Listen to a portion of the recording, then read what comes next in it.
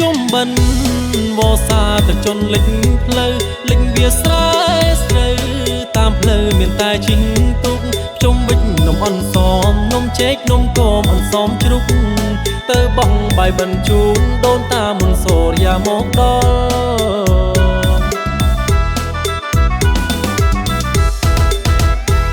ធ្វើការរងចាំង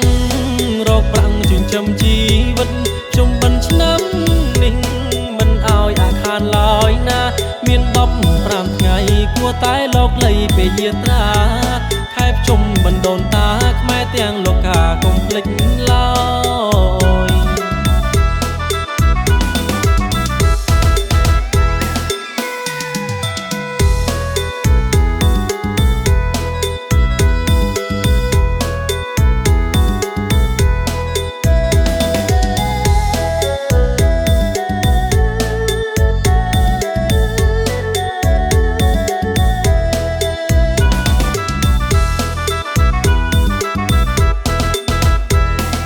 បិណ្ឌឆ្នាំនេះ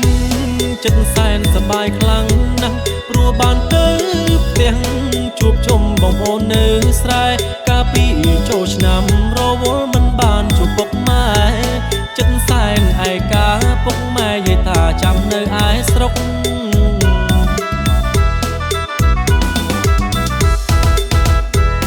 រដូវជុំបិណ្ឌ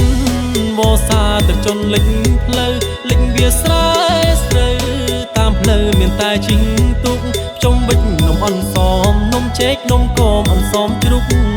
ទៅបងបាយបិណ្ឌជូនដូនតាមុនសូរយ៉ាមកដល់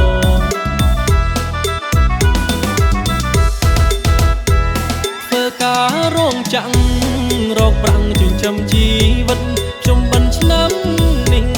មិនឲ្យអាខានឡើយណាមាន15ថ្ងៃគួរតែលោកលៃពេលយាត្រា